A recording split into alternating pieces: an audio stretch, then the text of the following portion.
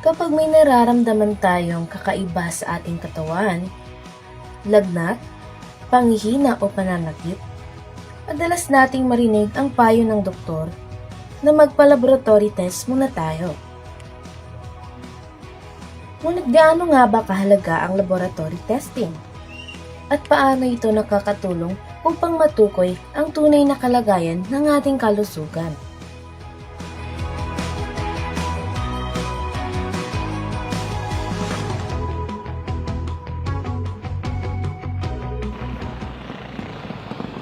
Magandang araw, Happy Isabela. Ako si Heart Castillo at ito ang Healthy para Happy episode.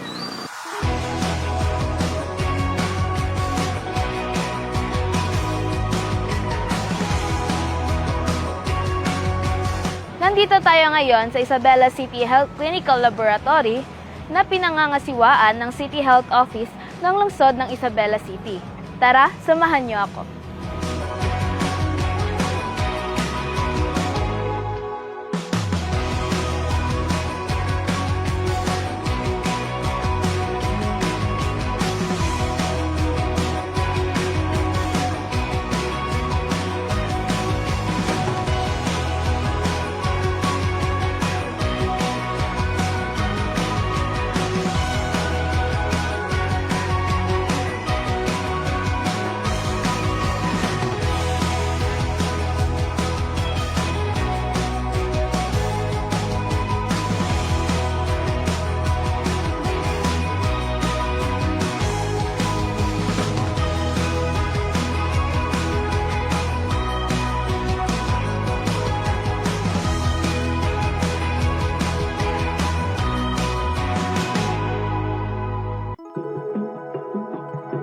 Hindi lamang ito para sa mga may sakit.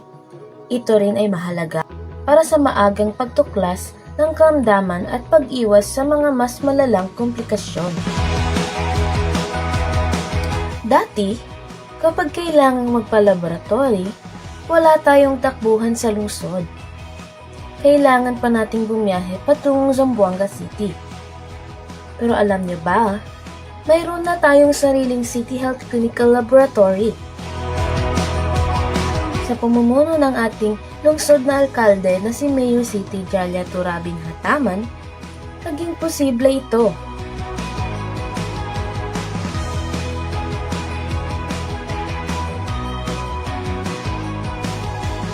Layunin ng laboratoryong ito na maging leading clinical laboratory sa Isabela City sa pamamagitan ng pagbibigay ng mataas na kalidad, episyente na laboratory testing na may mabilis at maaasahang resulta sa abot kayang halaga. Ang kanilang misyon ay gawing accessible at affordable ang healthcare para sa lahat upang matiyak ang kalusugan ng bawat miyembro ng komunidad. Mahalaga ang laboratory testing dahil ito ang nagbibigay ng scientific at eksaktong impormasyon tungkol sa kalagayan ng ating katawan. Sa pamamagitan ng laboratory test, natutukoy kung mayroong diabetes, dengue, malaria, infection, kidney problems at iba pang kondisyon sa kalusugan. Ilan sa mga serbisyong inaalok ng laboratoryong ito ay routine blood chemistry, kung saan mayroong fasting blood sugar or FBS, random blood sugar RDS, lipid profile, blood uric acid, blood urea nitrogen o BUN, at creatinine. Mayroon ding iba pang laboratory services tulad ng complete blood count o CBC, blood typing, HAV, malaria testing, urinalysis, pregnancy test, dengue testing, gene expert, direct sputum smear microscopy, HIV syphilis screening, at iba pang diagnostic services.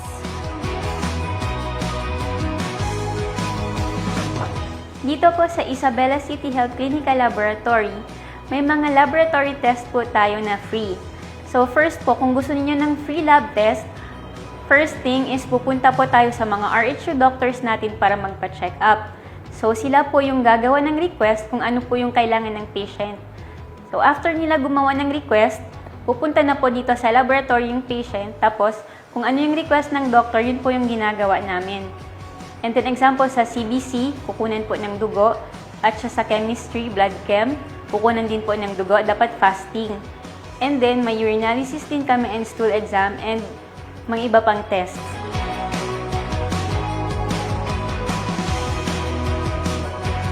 Dito po yung extraction area namin. Dito kami kumukuha ng dugo.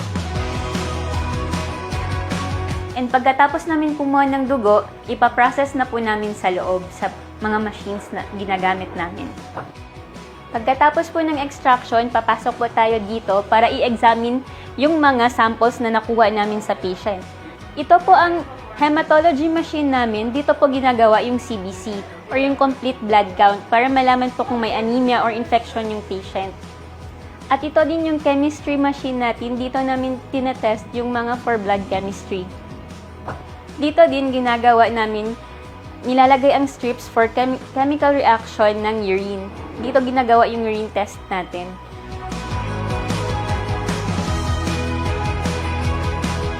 Pagkatapos namin ma-run ang chemical test ng urine, isi-spin naman namin yung urine para makuha yung sediments and i-check sa microscope kung ano yung meron sa urine.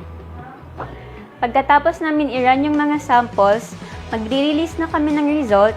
Yung result, doon na kinukuha sa RHU, diretso na sa mga doktor para hindi na po bumalik yung patient dito sa laboratory. At least save na po sila ng pamasahe papunta dito. Diretso na po sa pinakamalapit na RHU kung saan sila nagpa-check. Ang laboratory nag-start nung 2002 pa lang. Bale, pinaprocess pa lang yung papers and everything kasi mahirap talaga magkuha ng license to operate. So for 1 year, trinabaho natin yon yung license to operate at nabigyan tayo nung 2003. So nag-start yung laboratory 2003. Kasi nung time ng pandemic, walang laboratory dito nagki-cater for COVID. So sabi ni Mayor Dada, gusto niya may laboratory. So through sa initiative ni Mayor Dada, nagkaroon tayo ng laboratory. Ngayon naman, pupunta tayo sa ating TB program na room.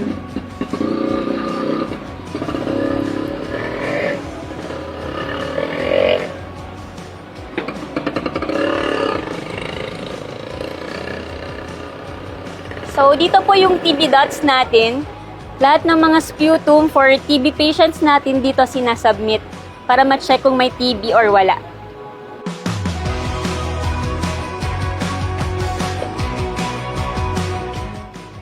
Ako po si Reynante Montaño, isang medical technologist. Assigned po ako dito sa tuberculosis program. Pasok po tayo.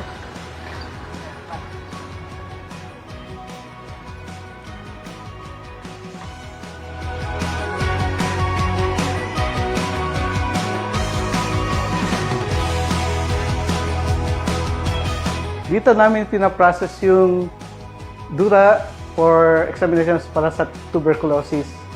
Every time humawak tayo ng specimen, kailangan mag-gloves tayo po kasi baka makontaminate tayo sa sputum po yan.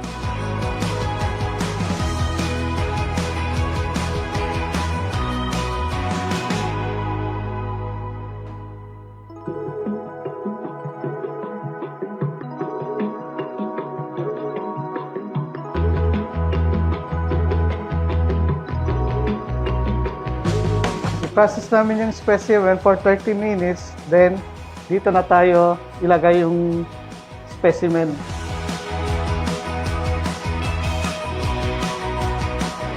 Dito sa loob ng machine. So after 30 minutes processing, yung na-process dito, ilagay namin ng reagent tapos i-transfer dito sa cartridge. Then itong cartridge, ipasok na namin dito sa machine. For 1 hour po siya. Tapos sa labas lang po yung result. So, after 1 hour, makita natin yung result dito. So kung positive, MTB detected siya. Kung negative, MTB not detected. Tapos automatic ma-print siya dito. Yung dura, kailangan mucopurulent talaga. Hindi yung saliva lang galing dito. Kailangan galing talaga dito sa loob. Yung specimen, kailangan phlegma talaga. Hindi yung saliva lang, yung parang laway lang. Hindi yun. Yung result, maging error siya. Nalalaman yung machine natin, yung GenExpert machine, kung laway lang, lumalabas invalid. Pag positive, ito ang lumabas kung positive ang pasyente. MTB detected. Kung negative, MTB not detected. Parehas dito. Yung error, minsan yung palaging nag-error siya, yung hindi maganda yung ano niya, yung specimen, minsan saliva lang. Yung confirm na positive by TB sa GenExpert, tapos after 2 months medication nila, pinadala nila ulit ng specimen for checking kung positive pa sila ulit. Pero hindi na sa GenExpert, bale direct sputum smear microscopy ang ginagawa tulad ganito.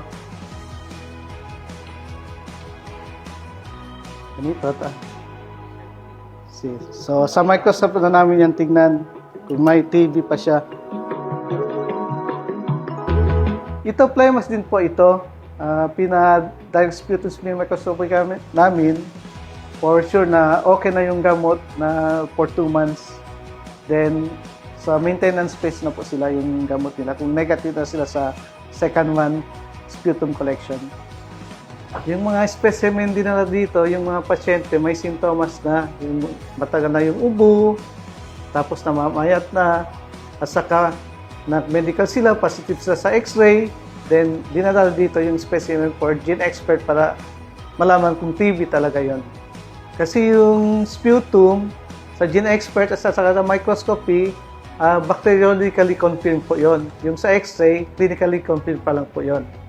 So, kung positive sa x-ray, pina-sputum pa rin. Yung mga early detection, yung x-ray kasi minsan walang symptoms, pero sa x-ray meron silang mga maliit na spot tulad ng minimal, tapos pina-sputum test ni doctor for GenExpert. Minsan positive sila, TB talaga yun. Dito, makita mo sa microscope, kung positive siya, kita mo yung rod-shaped bacilli. Kulay pula. Makita mo talaga siya kasi yung background niya blue, tapos kung positive siya, meron siyang pula. Nandun ang bacilli. Ito po, yung vapor reagent na namimix namin sa sputum. Yung dura. So, after 15 to 30 minutes, kung liquefied na siya, parang tubig na, i-transfer na namin dito sa cartridge. Ang cartridge, ilagay na namin sa GenExpert machine. For 1 hour po siya doon sa expert. Tapos lalabas na po yung resulta sa TB kung negative siya or positive. Assalamualaikum everyone. Good morning po. Happy Isabela. Ako po si Pierce Ethan Vada from CHO Isabela under sa ICHO Laboratory.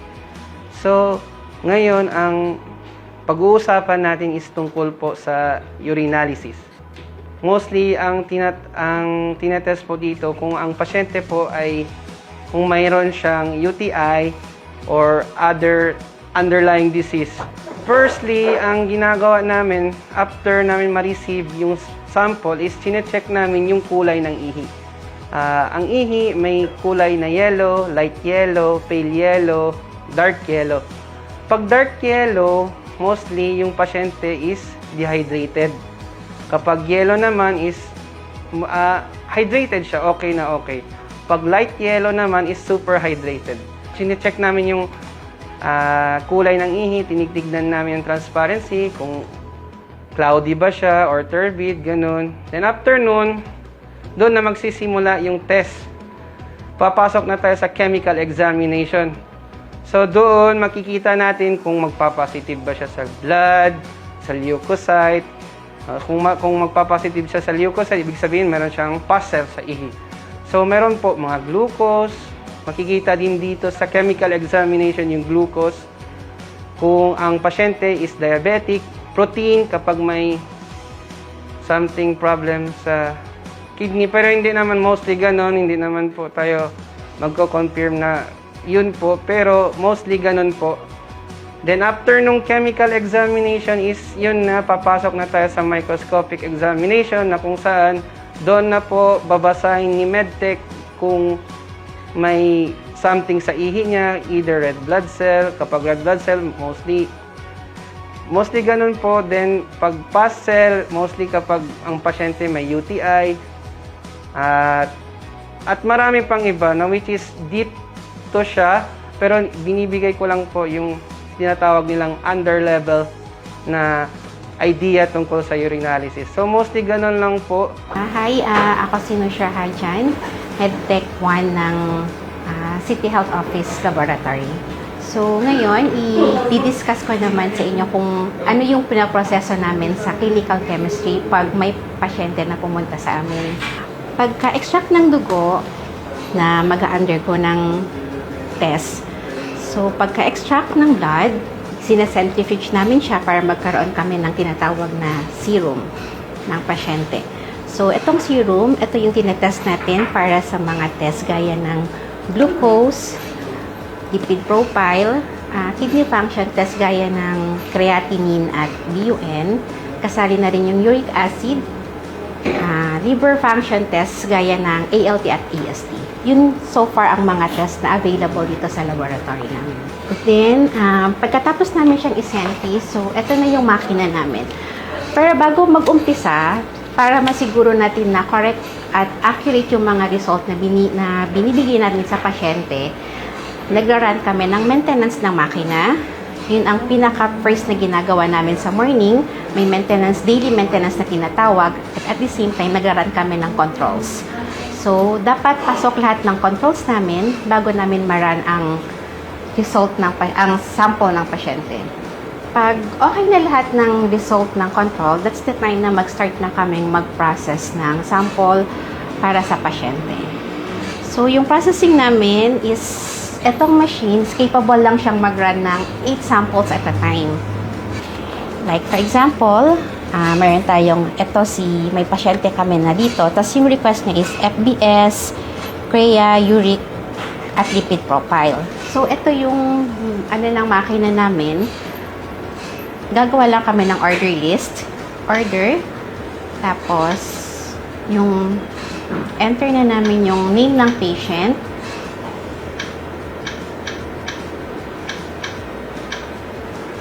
Tapos magsaselect na kami. Dito sa menu niya, may mga test na makikita mo. Magsaselect na kami dito kung lipid profile siya, kung glucose, uric, urea, at CREA. Kung full siya, may ALT at AST, and then we'll just have to check.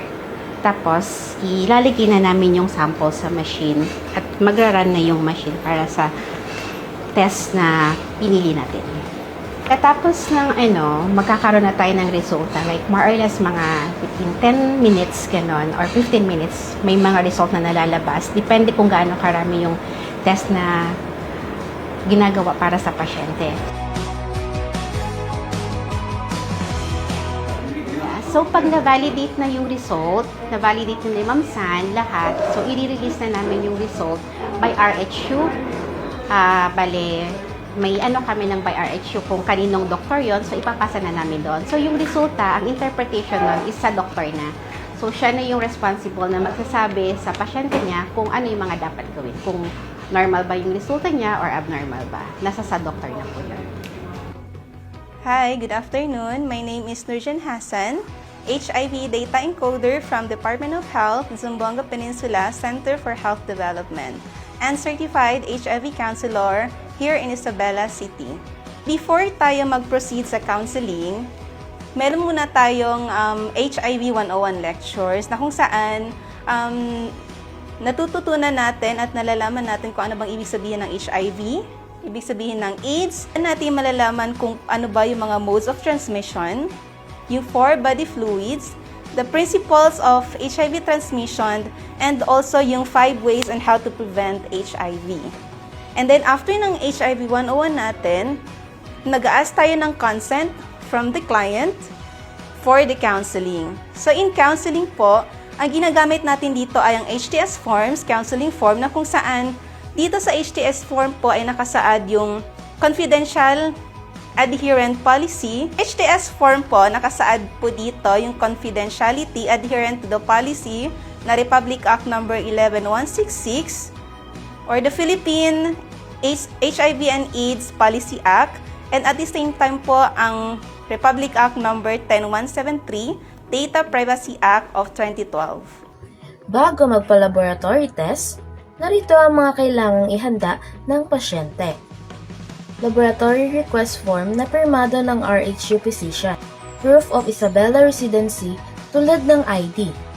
Specimen requirements kung kinakailangan para sa particular na test. Ang mga laboratory request forms ay makukuha mula sa RHU doctors, habang ang proof of residency naman ay maaaring manggaling sa inyong barangay. May ilang laboratory test na nangangailangan ng fasting o hindi pagkain bago magpa-test. Halimbawa, sa fasting blood sugar, kailangan ang last meal o snack ay bago mag-midnight o bago mag-12 a.m. Ang FBS with lipid profile, kailangan ang last meal ay bago mag-10 p.m. Ang lipid profile, cholesterol, and triglyceride, kailangan ang last meal ay bago mag-10 p.m. Oral glucose tolerance test, o GGT, ang last meal ay bago mag-12 midnight o 12 a.m.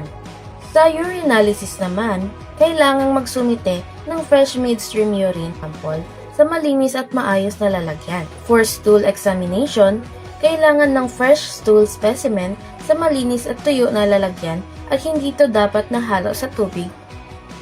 Ang mga test tulad ng CBC, blood typing, dengue test, malaria test, HIV screening, DSSM at Gene Expert ay karaniwang hindi nangangailangan ng fasting maliban kung may ibang utos ang doktor. Ang unang hakbang ay ang pagkonsulta sa doktor sa RHU. Kapag may laboratory request na, ipapakita ito sa laboratory receiving area kung saan i-verify ng medical technologies ang request. Kapag may applicable fees, pupunta sa cashier upang magbayad at kumuha ng resibo. Ngunit para sa mga pasyenteng kinonsulta ng RHU doctors, libre ang laboratory test. Pagkatapos ay pupunta sa specimen collection area kung saan kukunin ng sample. Matapos ang testing, maaari nang kunin ang resulta sa releasing area. Bilang pasyente, may karapatan at responsibilidad din tayo sa paggamit ng serbisyong pangkalusugan. Narito ang ating mga client rights. Makakuha ng magalang at profesional na serbisyo. Maipaliwanag ang proseso ng serbisyo. Maprotektahan ang personal at medical information at makakuha ng tama at napapanahong resulta. Narito naman ang client responsibilities. Magbigay ng tamang impormasyon, sumunod sa laboratory policies, igalang ang laboratory staff, at kunin ang resulta sa tamang oras.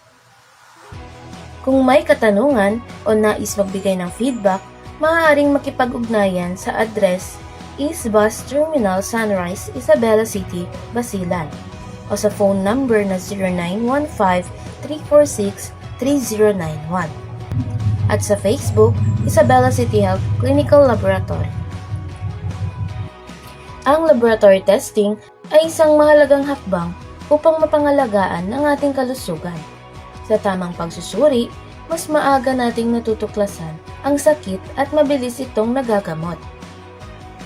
Para sa mas malusog na komunidad ng lungsod ng Isabela City, alamin, magpatingin at magpa-laboratory test kung kinakailangan. Ito si Heart Castillo, kasama niya sa Healthy Life, Happy Vibes, dahil ang malusog na komunidad ay masayang komunidad.